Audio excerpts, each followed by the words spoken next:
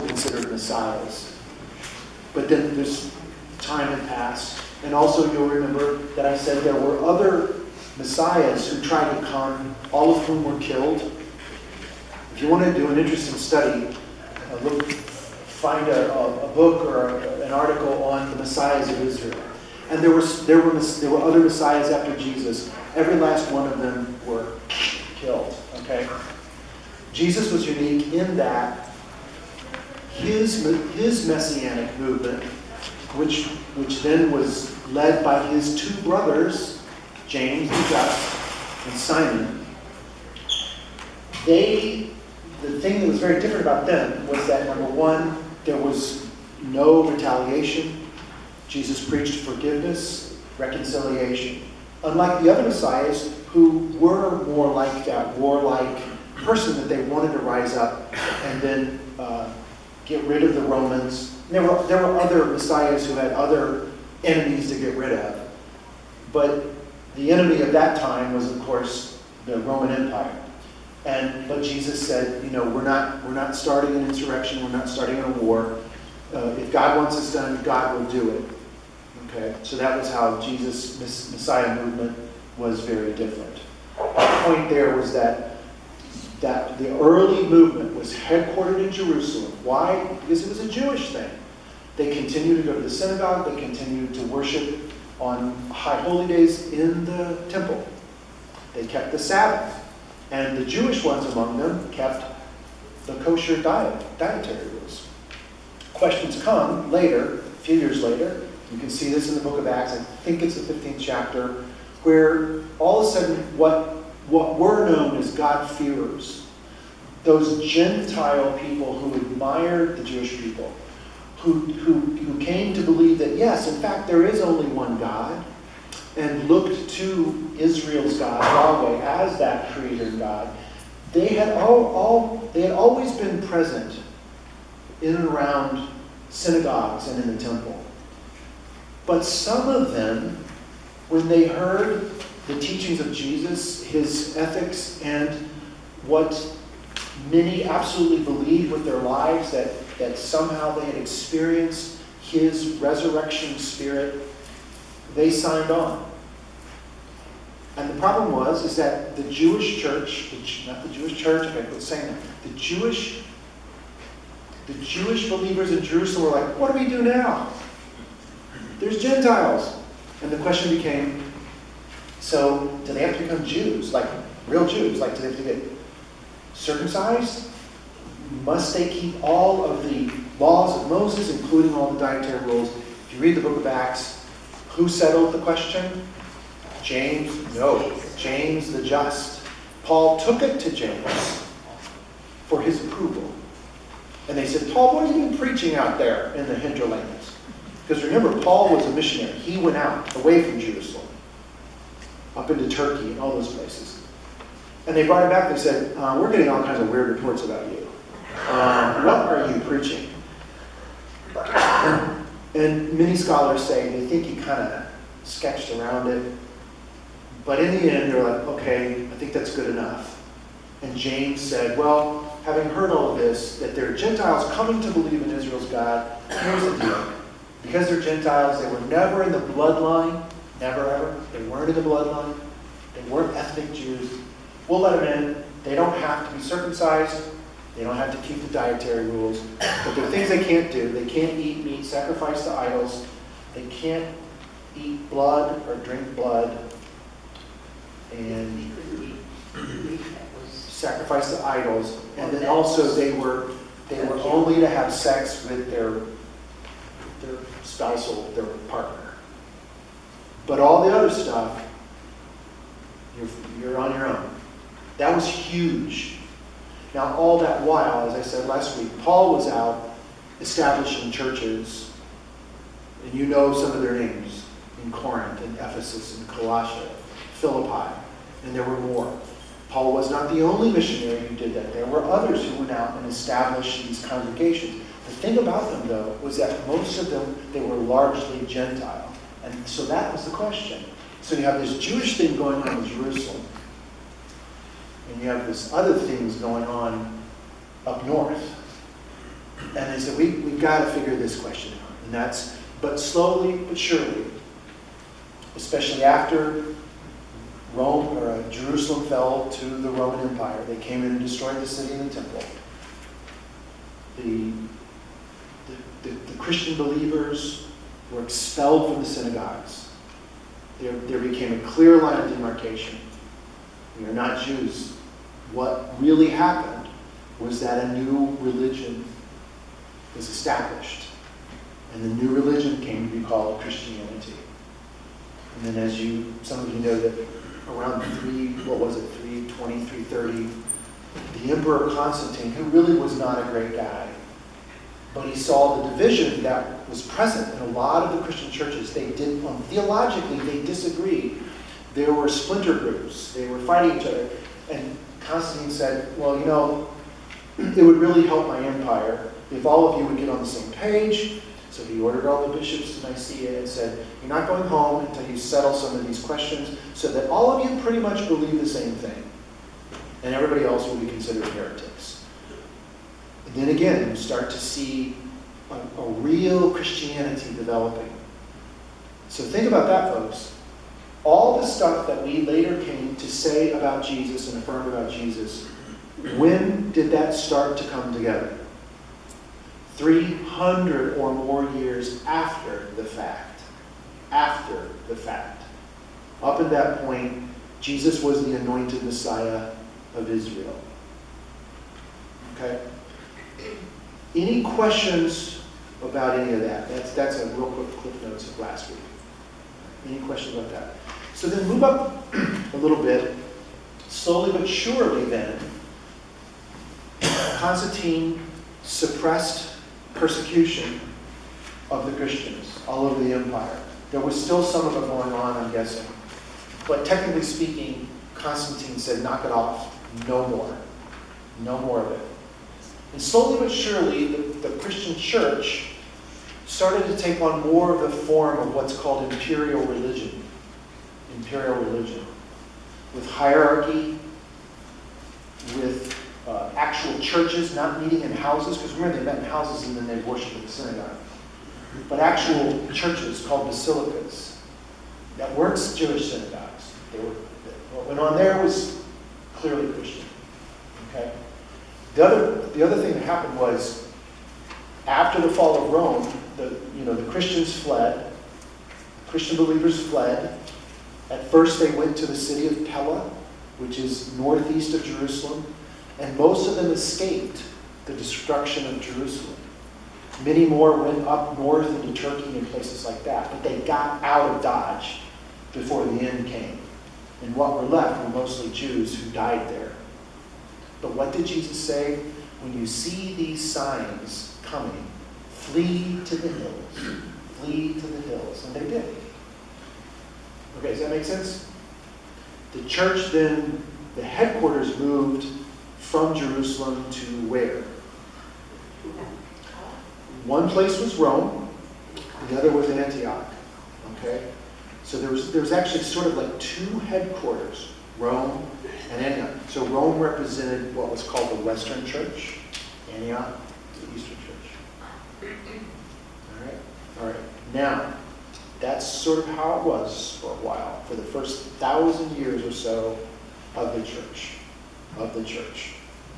Now, the question I asked you last Sunday was, of those two questions, the second one was, it feels like the church is in decline. Does anyone dispute that? No, we all know, we feel it, okay? So, with numbers, with influence, and all the rest. And then I said, but has it been like this before? Has the church experienced lulls in its passion, in its energy, its influence, its sheer numbers of people? Has it happened before? The answer is yes, it has, several times. And then the third question was, all right, so what's going on? What's going on in all the three major branches of Christianity? The Roman Church, the Orthodox Church, And then all of us crazy Protestants with our hundreds and thousands of different denominations. What's going on? What's going on? And then the next thing is, what's going to happen? What's it all going to look like? 50 years, 100 years, whatever. What's it going to look like? Those are the questions. So that's what we're going to try to focus on today is what's going on? Where's it going? Now, I think the person who had some great, she's now deceased, but had some great insight into this, and I think called it correctly, was a woman named Phyllis Tickle. Have you heard that? Phyllis Tickle began as a newspaper writer in a newspaper, but she was a very devout Episcopalian all her life. She's a Southern lady.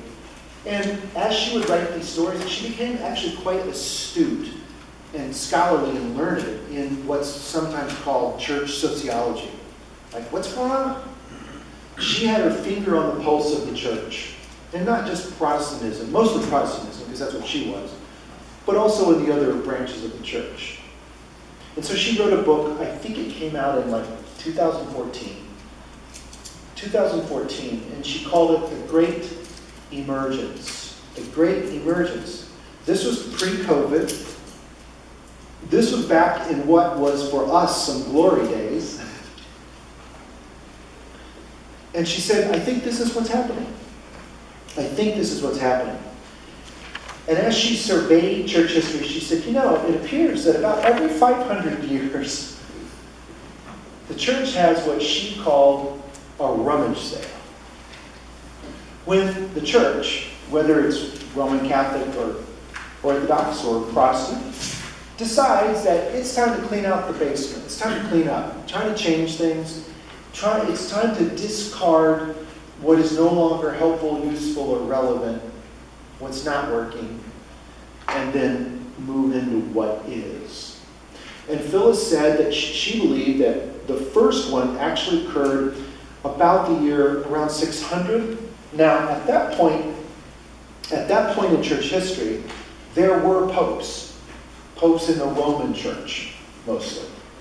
There was also popes in the Orthodox church, and that's what facilitated the next big rummage sale. But there were popes. In other words, there was one dude who ran the place, ran the whole thing. What happened after Constantine stopped the persecution is that the church in some ways increased and flourished, but in other ways declined in its passion. And one of the things that started happening was that the clergy, or the higher-ups in these different churches, lived very well. And they became sort of like the leadership class in cities and states, in city-states. All of which sort of flew in the face of humble old Jesus, and giving away your cloak and all that sort of stuff. So there was a lot of people getting turned off by it, even while the church appeared to be flourishing. And then there started to be a real decline. People started walking out the door. They didn't give up on God. They didn't give up on faith. But they just said, I'm over this. This isn't happening. And so Phyllis said, well, the guy who saved the day was Pope Gregory. Pope Gregory, he was the first one who really helped the church to maintain even in the face of that decline at that point. And what he did was he established monasteries, places of pilgrimage, where the scriptures and the traditions and the faith were kept alive, even in the face of public decline. Does that make sense? And it was that way for a while. All the while, the division between the Western church and the Eastern church kept getting deeper and deeper and deeper. And a lot of it, as I read it, people think it was all about theology. I don't think it really was. I think it was about power. And, who's the most powerful pope? The guy in Rome or the guy in Antioch? Who's really in charge here? And of course, those two dudes, they wanted the power, I want to be in charge of everything. And so finally what happened was, along with some theological disputes, mostly about the Trinity and about the Holy Spirit, and was the Holy Spirit always present or did it come after, and all those questions that none of us really know the answer to, there was what was called the Great Schism. That was the second big yard sale of the church, and it was huge. It was even bigger than the first one. And guess when did it happen? 500 years after that first one. Does that make sense? And what happened? The churches just split apart. And you had the Holy Roman Church. That was a part of what Holy Roman Empire. And by the way, one of the reasons all that was happening with Gregory the Great was the Roman Empire was in severe decline. Severe decline. It lasted a while, but nothing like what it was even 300 years earlier. So the Holy Roman Empire was in decline too. Everything was coming apart. What was called the Dark Ages were starting. Everything was swimming along fine. 300 years after, and then it just started to go off the rails.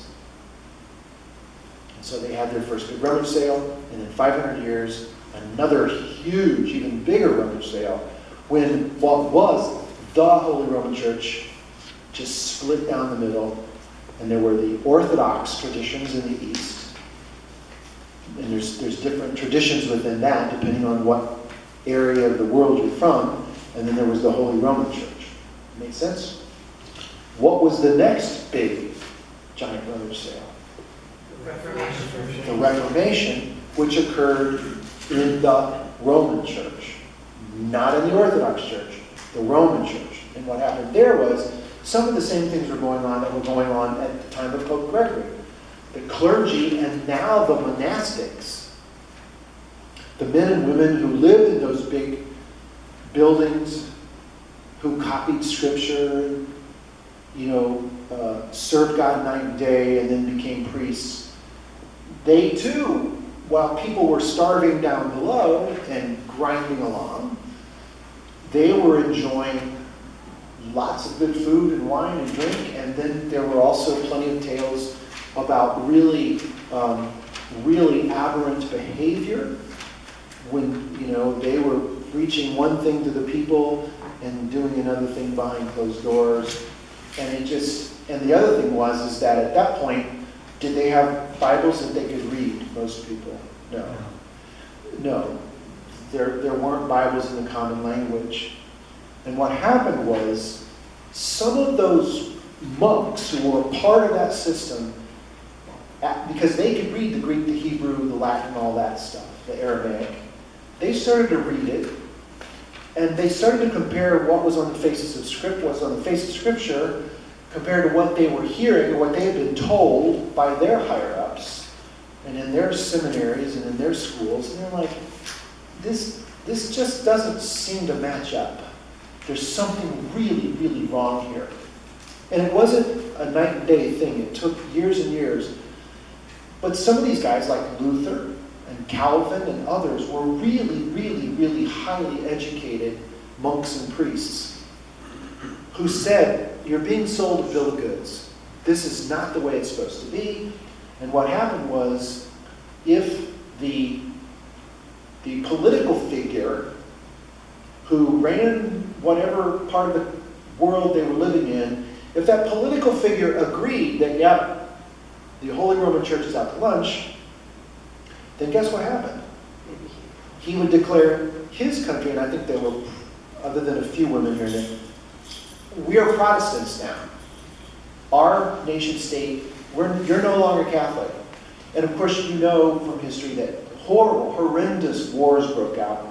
Christians fighting Christians, killing them, because they were not part of the Roman Church, the Holy Roman Church, or they were these dissenters, these reformers, these protesters who started a new movement within the Christian faith. And I hope you know, that at that time there were basically, at the time of the Reformation, basically 4 different groups emerged, right? One of them was the Lutherans, right? Led by who? Martin Luther, who was a monk, a German monk. Presbyterian like Calvin. Calvin, who was a French dude, who actually didn't become a priest. He was on his way to becoming a priest. But he could read the scriptures. He became the leader in France and in other French-speaking countries like Switzerland. He became their leader. Their theology was very similar. You guys, you don't know this, maybe you do. Lutheran theology and Reformed theology is exceedingly similar, but for a couple of things, and I don't want to go into that right now. But they were the leaders where they were. They led the movement where they were. Calvin came a few years after Luther and really admired Luther. And then, of course, you had those who really wanted to burn down the house, and those were the Anabaptists. Those were the Mennonites, the old German brethren, who were like, Lutheran just wanted to take the drapes down. The Mennonites were like, we need to start all over. Number one, this whole idea of baptizing children, and that makes them members of the church and members of the state, that's got to go. We don't baptize children anymore. Believers are baptized. And then the idea of going to war against other Christians. So they were pacifists. And then come the Anglicans, who, this sounds cynical, maybe a little bit it is, but basically the reason they changed is because their king got ticked off with the Pope. Why? Because the Pope wouldn't grant him a divorce, an official theological divorce. And so he says, all right, good enough. I'll start my own church. And he did. If you go to it's a high church Episcopalian, it's a Catholic Mass in English. Very high Anglo-Catholic it is. Low Episcopal is almost like high Presbyterian, but there's differences. Because some Episcopalians go, we're not Protestants. We're not Anglicans either. We're the third way. I still say, if you're not a Catholic, you're a Protestant, or an Orthodox, you're a Protestant. Like it or not, in England they call them Anglo-Catholics. I think there are some of those parishes in the United States. But in England, they're more Catholic than the Catholics. You're right, Marianne. They really are. So anyway, that's what fell out. That was the rummage sale then. Where are we now? 500 years later. And Tickle says, it's happening again. It didn't just start with COVID. It started 100 or so years ago.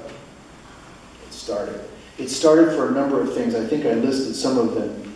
What started happening? The emergence of science. The emergence of science that called into question some of the things that these Christians had always believed about the creation of the world, etc., etc., etc. Especially evolution. Now, today, most progressive Christians say, I have no problem with evolution. It's the way God does things. It's a beautiful thing.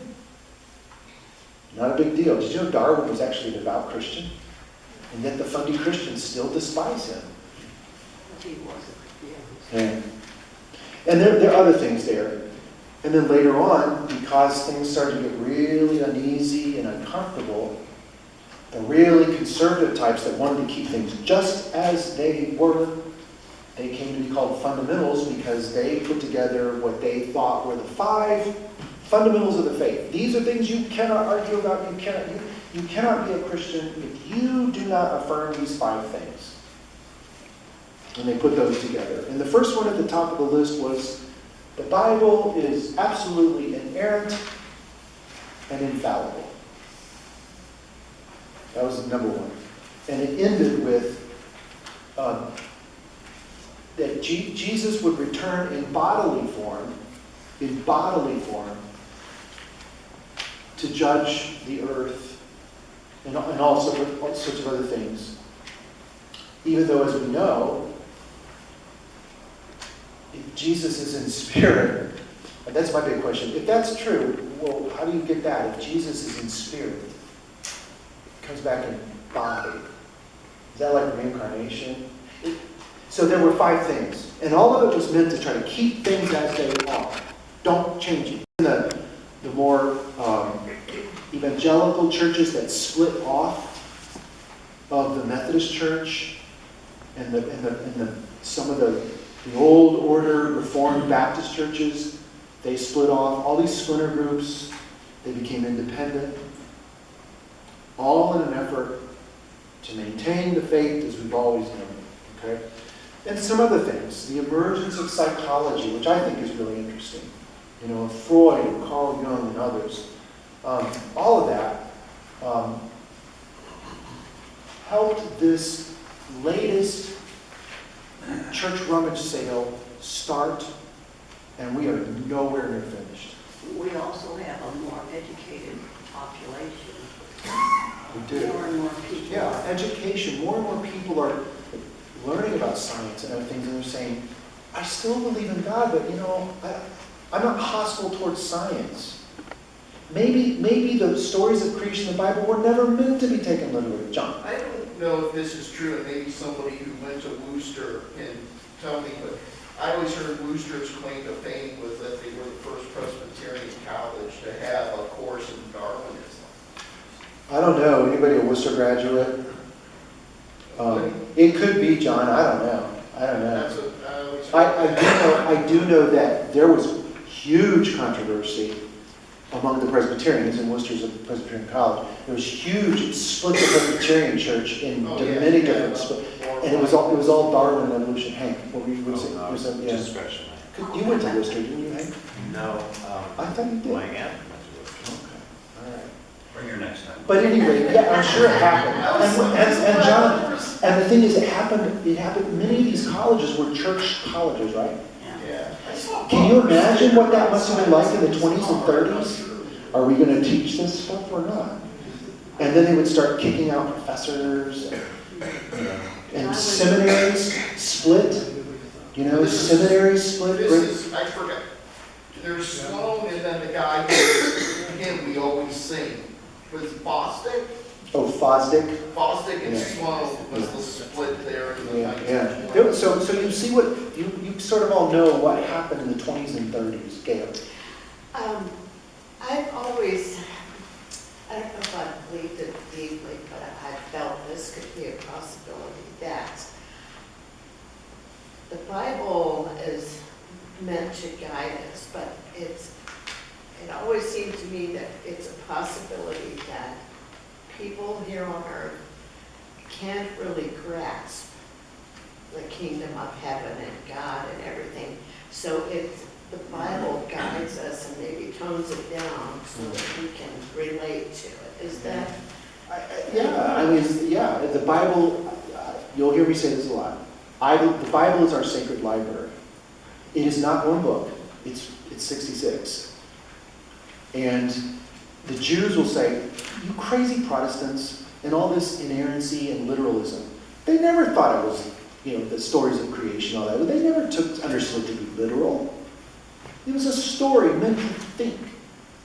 It was a story exploring how God created.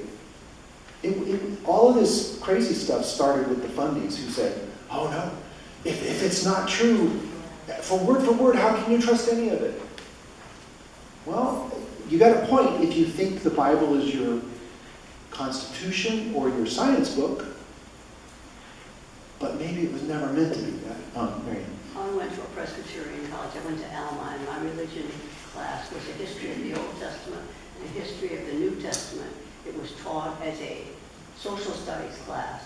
But I can remember one kid started to say, well, this isn't right. And Dr. McKeever said, we are here to learn and not to judge. Yeah. And so Wow. we couldn't judge any of it. Yeah. We were there to learn. Yeah. Very good. Some other things that were happening that helped facilitate it.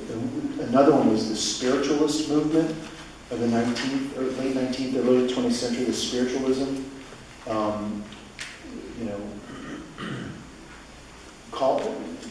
Trying to make contact with the spirits of the dead and all those sorts of things, which happened all over this area.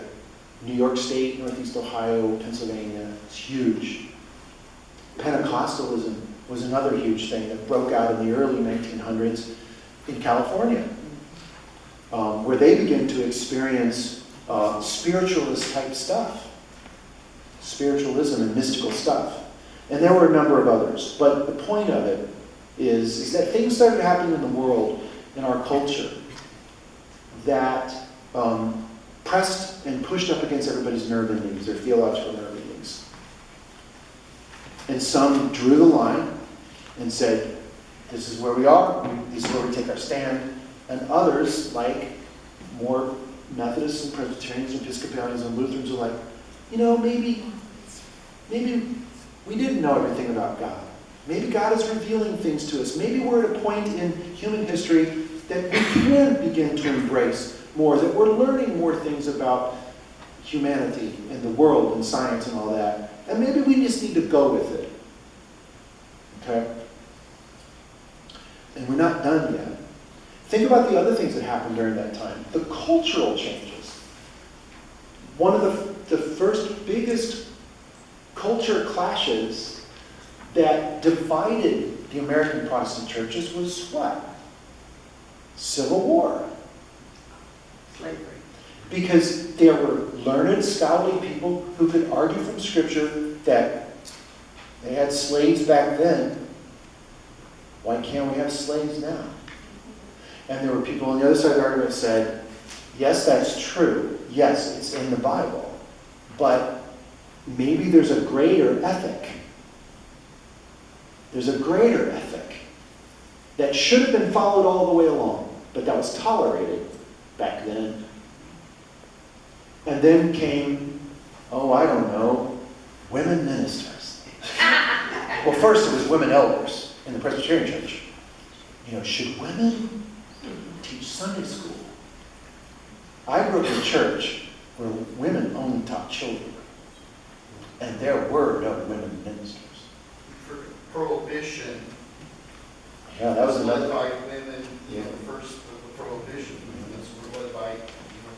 Yeah. Think about what else the women led. Right. Voting rights. Well, they went into the workforce. Did that change our Yeah, culture? women. Yeah, hey, Marian, that's great. Yes, women started going to work. So you see all these things. And then after women started to have leadership, not only in the church, but where? Out in the world, slowly started to become leaders in commerce and business and industry and even in education and in the church.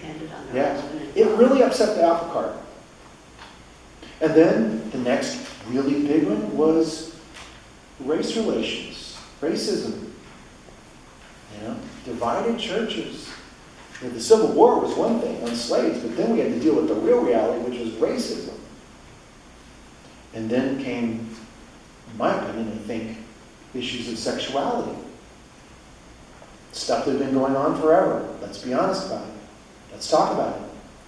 And you know that churches split. Our Presbyterian church, it didn't split down the middle, but it certainly fractured. The Methodist church is going through it right now. I'm like, ha, ha, ha, ha, ha. We did that 15 years ago. We're done. And the Methodists are embroiled in that. And there will be a schism there. The Lutherans actually did it before we did it. The UCCs did it first. So it's happening. It's happening. And now, what Phyllis said and what I've said was that after World War II, because there was so much horrific bloodshed and carnage, not only to the Jewish people, Romani people, all over Europe, homosexuals. all over the place. I mean, horrible stuff happened. And what did people say? What kind of God is God if all this horrible stuff happened? Is God really in his heaven and all is right with the world? Well, World War II said no. World War II said no. What happened was, especially in Europe, there was a great departure. Christian religion, of all of its many manifestations, started to decline because they're like, this really bumps up against our theology, what we always understood, And people from Europe, they've experienced it. It started back in the 50s. And I knew it was only a matter of time. When I was at Princeton, there were guys who were pastors of huge Southern Baptist churches. like 5,000 members. And they were complaining. Sunday school attendance has really dropped, like by 40%. Even in their big mega churches, you know. What's happening? You know? And then what came along? And you've seen it at this church. And then what happened? COVID spread the Europeanization of the North American church up by Lord knows how much. You all know that there are people who were active here who are no longer here. And you know what they tell me? I still believe in God. I'll come when I feel like it. But I'm not doing church anymore. And it breaks your heart. And it ticks me off. And everything else in between. And that's what's happening. Do you think, though, if a lot of the churches, and okay, this is going to throw up Henry in the house here, but do you think if a lot, and some of the fundamentalist churches were like, we're not listening to the government, we're not closing, we're not wearing masks, we don't believe about congregational singing spreads COVID any faster than anything.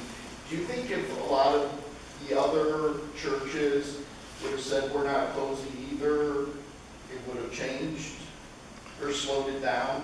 I don't know, John. I don't know.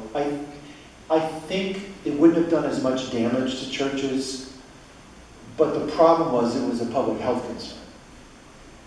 It was a public health concern.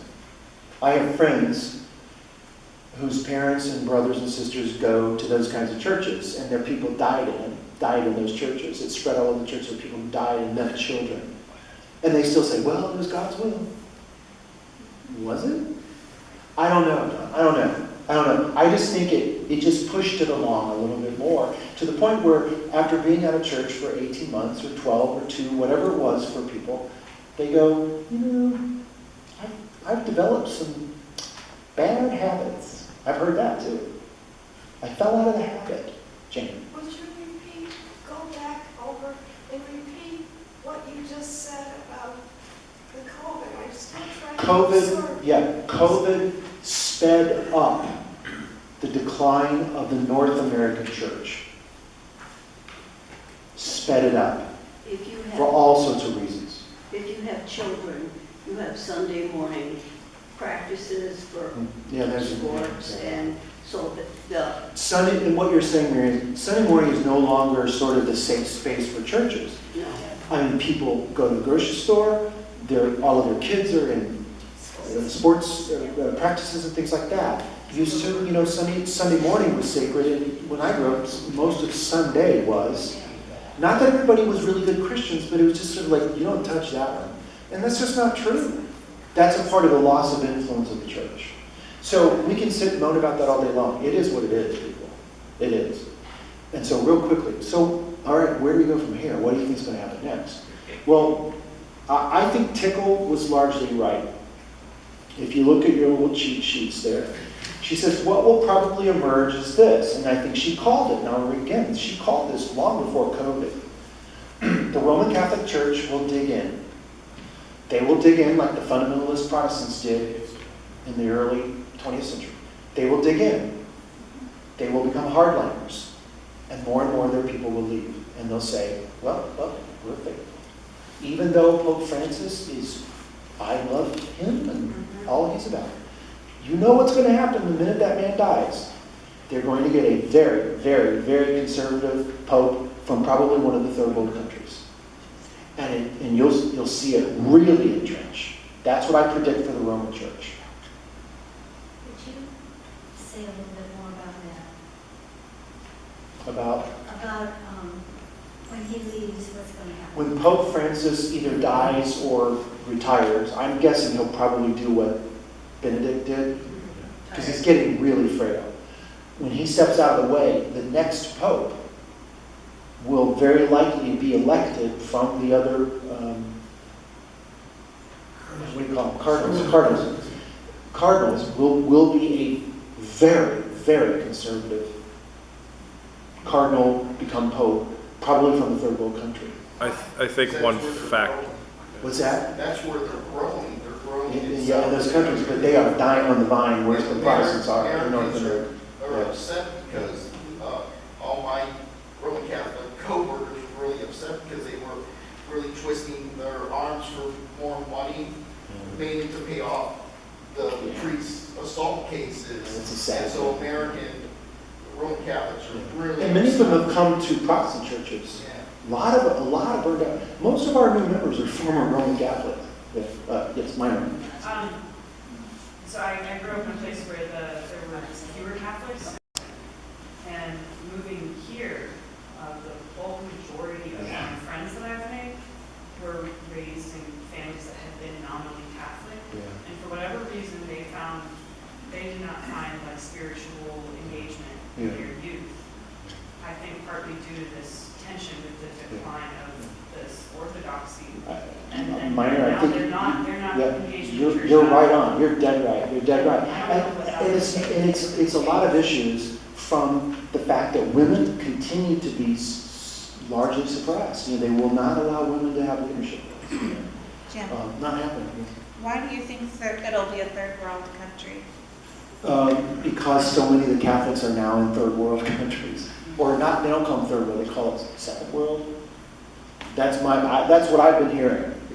I'm not any great psychic. That's where Christianity is growing. It's going to happen. But it's not. It's that the whole women thing, and then there's other ethical issues that everything from abortion to homosexuality to all of it. You know where the line is, and you're not moving off of it. Joe. What's happening right here in Cleveland with the I've heard diocese? for the school teachers or something. They just drew a hard line in the sand Yeah. for women, LGBTQ, etc. They're saying we're putting up with none of it. Yep. And you're seeing a lot of Catholics are going, I don't know if Darn. they still embrace this. Yeah. I think there's a different dynamic that could play an effect. Because one of the things, the hardliners, especially the American bishops and Cardinals, they are really, really drawing a hard line in there. And it might create a different division because one of the things they're not liking is Pope Francis is still alive and he has appointed a ton of new cardinals of his choosing. And I think there is a possibility there could be another pope like him afterwards because remember there's an age limit now. If you're over a certain age, you are not allowed to vote in the curia for the next pope. It's 70, something like that. Yeah. But that age limit is a huge curb on that. But I think what that might cause is the American cardinals and bishops might push some kind of schism after that because they are not moving. We'll see what happens, but I think something big is going to happen when Francis is. They covered up the sex abuse, and that hurt the Catholic Church, especially in Ireland. The fact that they covered it up and didn't do anything about it, that hurt. So that's what I think is going to happen there. With the Orthodox, the Orthodox have been stayed and steady for years. It's a very ethnic church, whether you're Russian or Ukrainian or whatever. That's a church that continues to be fed by ethnicities and that sort of thing. And I don't know enough about it, but my guess is it'll just keep rolling on, But they are also quite conservative and quite traditional. People who are leaving the mainstream Protestant churches are joining the Orthodox churches. It's really The real conservatives among us in the mainland, John's right, they are going off to the Orthodox. There is a new denomination I think it's called American Orthodox, but it's one of the many under the headship of the patriarch, whatever. I just laugh because all the podcasts I listen to, a lot of them start off with, I grew up in the Presbyterian church, and now I'm up to the Orthodox. And I'm just like, good for you. Find your place. So here's what else. So in terms of the Protestant churches, I think the evangelicals and the fundamentalists will continue to do their thing, even though they too are experiencing massive declines. Not only of numbers, money.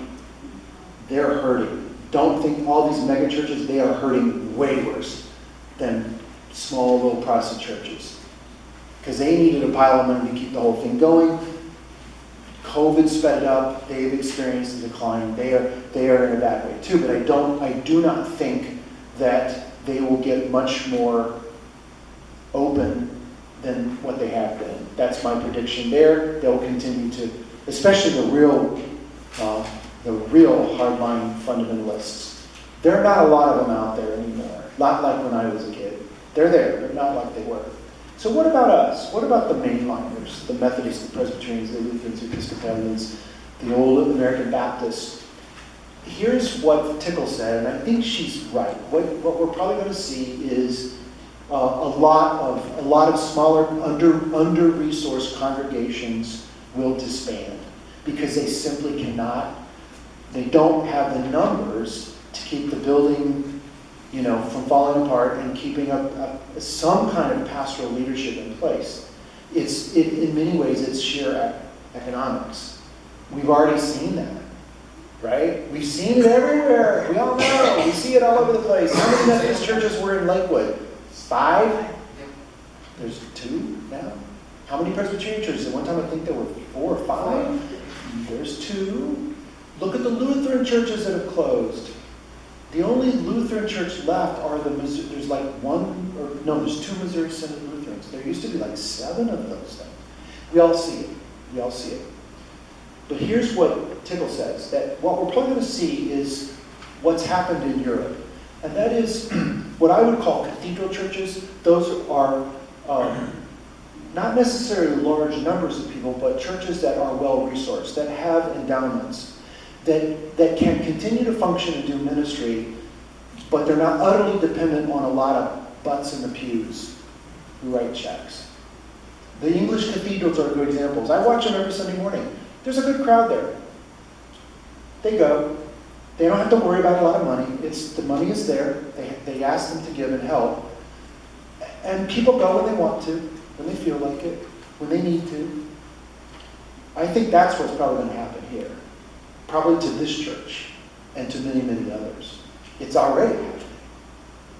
It's just the way it's going to be until the next big thing, whatever it's going to be. But I will believe there will always be these churches. And you can go pick your flavor, If you like the Reformed or Presbyterian style, there will be one or 2 or 3 of those in every big city. If you like the old Methodists, you'll find those. If you like Episcopal cathedrals, there will be one of those. And people will go there. But a lot of the smaller mom and pop churches that many of us knew and loved are going to go away. They already are. And that's what's going to happen. But I also think within those more well-resourced churches, what you're going to hear is more of an emphasis not on believing all the right things about Jesus, all the traditional Orthodox doctrines, but about what's called orthopraxy, doing the things that Jesus said, and worship and service. Those will be the emphasis. And I think you're seeing that here. You're seeing it here, and you're going to see it at other churches. That's what Tickle says. You may see some more house churches. I just think those things are really hard to keep together. Those are really, over time, our Presbyterians experimented with some of that, church without walls and all this. It's hard to do. I still think people want a place to go that looks different from other places, where there's other people, where that sense of worship and music and the glory of God is there, where the sacraments are shared. I still think that's what's going to happen. There's just going to be a lot fewer of them. Does that make sense? Yeah. Linda? What about the young people? What are they going to do? I think we will see a small representation of younger people present, like we did here before COVID. I really do think this COVID bubble thing is just going to move through the system. And you'll start to see some of those. We've already got another younger family that showed up. It's great. I've been on the earth 61 years now. I grew up in a church full of gray heads. This whole idea that the church doesn't, that this is a new thing, it isn't. You know why? Because younger people don't care at that point in their lives. They've got kids to raise. They're excited about going to college or getting that first job or whatever, or buying, they often concern or attention to the interior things happen after you have gained all those exterior things. Because they're not gonna die. Yeah. I thought I was going to live forever, but here I am. So I think we need to get comfortable with that reality, because all the fussing, fretting, and complaining and griping about it ain't going to change it. But there will be those young people, like I was when I was a weirdo when I was young. I went to church. None of my friends went to church. Always did. Why? Not entirely sure, other than I was drawn. Something inside me. You'll continue to see that. But I do think that this current thing that everybody's complaining about, it's going to move through the system. School teachers are saying the same thing. Okay. And I agree with that. By the way, when you're young, you've got other things you're worried about. Yeah. The soul developing comes later. You are so right, Gail. The soul development thing, that's not to say that every young person doesn't give attention to that. But most of us, it's not until we accumulate and we go, there's something more to life than this. Now, I've always felt that, because I've seen the drop off in church attendance and all that. This has given me a much bigger picture, but I've always thought in the U.S. anyway, it started with men and no hair and separation of the church and state. Long before her. Yeah, it really started with. I think it started Civil War issues and then science, because science threatened so much of what people thought religiously and theologically, and then it just picked up steam with other stuff, women, sex, the whole thing. But yeah, so one thing that I do think, and we're starting to see even in our presbytery, you're starting to see some merging of different church traditions together. Like two smaller churches come together, and they may, like Lyndhurst, for example. Lyndhurst Presbyterian has now merged to a federated church with the Old Faith United Church of Christ. Now, both of them are within the Reformed tradition. There's differences, especially when it comes to church government. But they've come together, and it's like, oh, this is kind of cool. We can do this. I think we will see more mergers of the old historic denominations that work together. Like right now, I can serve in a Lutheran church, a United Church of Christ, Presbyterian, or a Reformed church. Did you know that? Right now, I can go to any of those churches and be a pastor. You're going to see more and more of that.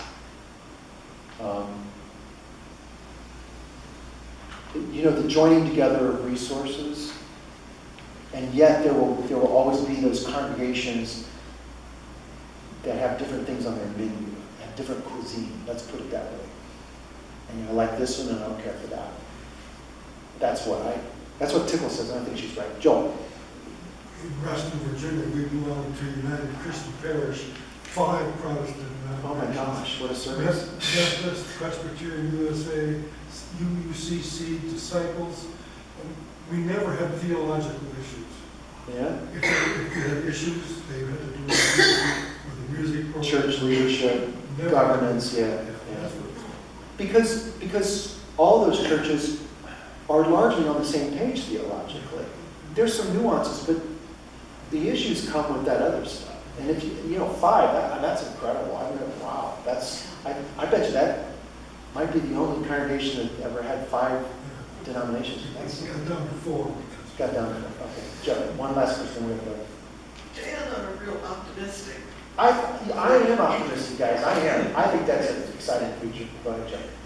I joined the church I think, I don't know if anybody else was in my class or not. And 4 weeks later, the church closed because of COVID. The building closed. The building. Oh, absolutely. But I'm so encouraged because there's all these people here. Yeah. They're all interested and we're all talking. I get excited when I come to church and I hear like glorious singing. And finally God said, just shut up already. It is what it is. Roll with it. Rejoice in what is. You know what else I think? I want to leave you on this weird note. You know, I think one of the next big things that's really going to blow people out of the water? Anybody want to guess? I mean, big time theologically. Space aliens. Yep. Mark my words. Mark my words. You wait. And when it happens, call me and say, you're right. All right, guys, have a good rest of the day. Bye.